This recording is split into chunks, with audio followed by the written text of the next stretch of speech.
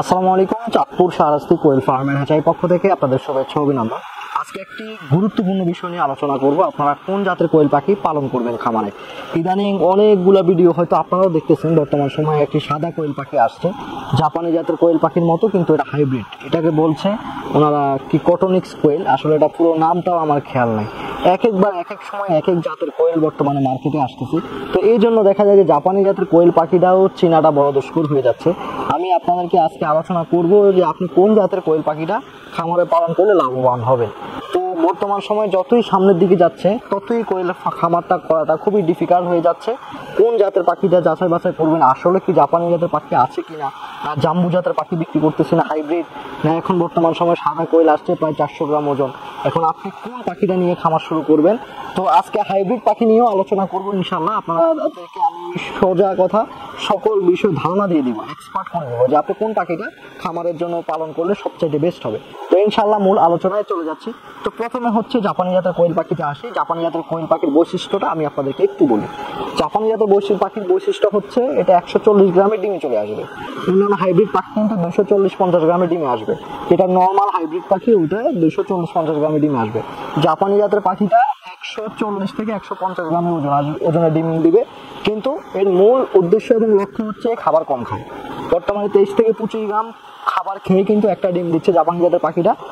এবং কি হাইব্রিড জাতের যে পাখিটা ওটা কিন্তু মিনিমাম 35 গ্রাম খাবার খেয়ে একটা ডিম দেয়। অনেকে আমাকে প্রশ্ন করেন যে ভাই রিফন ভাই, হাইব্রিড জাতের পাখিটা কি ডিম কম দেয়? আমি বলবো না, আপনাকে হাইব্রিড জাতের পাখিটা ডিম কম দেয় না, তবে খাবার বেশি খায়। যেখানে জাপানি জাতের পাখিটা 25 গ্রাম খাবার খাবে, ওই জায়গায় হাইব্রিড জাতের কোয়েল পাখিটা খাবার খাচ্ছে প্রায় 35 গ্রাম। দেখা গেছে যে প্রায় আরো 60 পয়সা ডিম উৎপাদন খরচ বেশি পড়তেছে। এখন আপনি যদি মার্কেটে ডিম নিয়ে যান তাহলে কিন্তু দেখবেন যে আপনার খরচটা 60 পয়সা বেশি, আর যে জাপানি জাতের পাখিটা পালন করলো তার খরচ 60 পয়সা কম। দেখা যায় যে আপনার এখানে কিন্তু দেখা গেল যে জাপানি জাতের পাখিটার ডিমের দাম যা, হাইব্রিড পাখির ডিমের দামও তা। যদিও আপনার এটা 2 গ্রাম 1 গ্রাম ডিমের ওজন বেশি, তবে ওটা কোনো ম্যাটার করে না, ডিমের দাম কিন্তু সমানে চলে। এখন আসি যে আপনি কোন কোয়ালিটির পাখি খামারে করবেন, জাপানি না হাইব্রিড। বর্তমানে অনেকে বলবে যে ভাই ওটা তো মাংসের জন্য ভালো ওয়েট আসে, রিফন ভাই আমরা কি হাইব্রিড পাখিটা পালন করব না জাপানি জাতের পাখিটাই মাংসের জন্য পারফেক্ট হবে? আপনার বক্তব্যটা কি? এগুলা কিন্তু অনেক কিছু জমি থাকা প্রশ্ন। তো ইনশাআল্লাহ আজকের ভিডিওতে আমি কিছুটা খোলাসা করে দেবো আপনাদেরকে, এবং কি সম্পূর্ণ টপিক বুঝিয়ে দেবো যে আপনি জাপানি জাতের পাখি মাংসের জন্য করবেন না হাইব্রিড জাতের পাখি মাংসের জন্য করবেন। তো প্রথমে আসি হাইব্রিড জাতের পাখিটা কতটুকু ওয়েট হয়। তো বর্তমান সময়ে যে সাদা কোয়েল পাখিটা আসছে বাহিরের যে জাত, ওটা কিন্তু প্রায় দেখা গেছে ভিডিওর মধ্যে দেখাচ্ছে প্রায় 450 গ্রাম। যদিও 450 গ্রাম দেখায়, কিন্তু আসলে আমার মনে হয় 450 গ্রাম এটা হবে না, এটা গড়ে 350 গ্রাম হবে।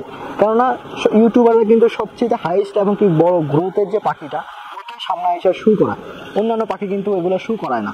তো ওইটা হিসাবে আলোকে বোঝা যায় যে অ্যাভারেজ গড় 350 গ্রাম হবে। এখন আসি 350 গ্রাম পাখির মাংস উৎপাদনে খরচ কত হবে।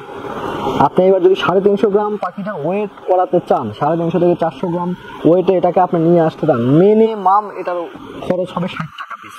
60 টাকা পিস এটাতে খরচ হবেই।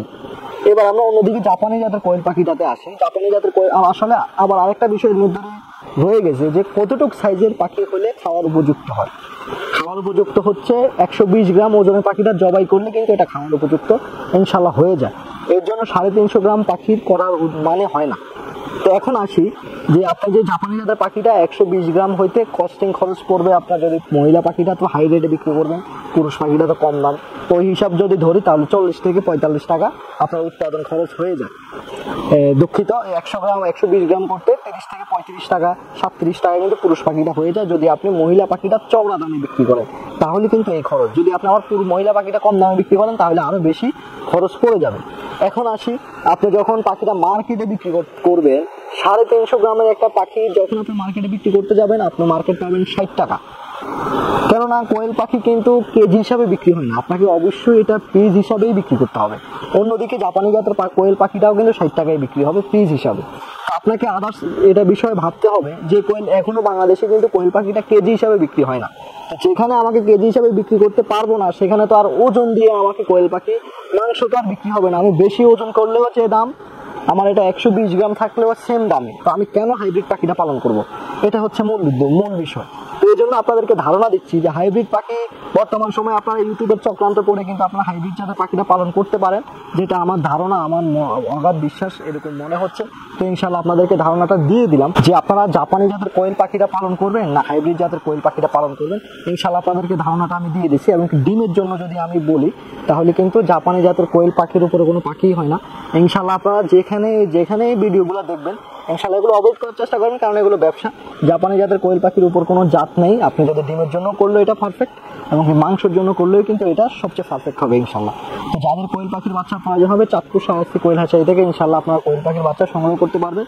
চাঁদপুর, কুমিল্লা, নোয়াখালী, লক্ষ্মীপুর, ফেনী, চট্টগ্রাম, এটা কিন্তু খুবই পুরাতন হ্যাচারি। প্রায় 7 বছর যাবত আপনাদেরকে কোয়েল পাখির বাচ্চা দিয়ে আসতেছে ইনশাল্লাহ। আপনাদের যাদের কোয়েল পাখির বাচ্চার প্রয়োজন হবে স্ক্রিনে দেওয়া নাম্বারে যোগাযোগ করে কোয়েল পাখির বাচ্চা অর্ডার কনফার্ম করে খামার থেকে এসে দেখে বুঝে নিয়ে যাবেন ইনশাল্লাহ। আজকে এ পর্যন্তই, দেখা হবে পরবর্তী ভিডিওতে। আসসালামু আলাইকুম।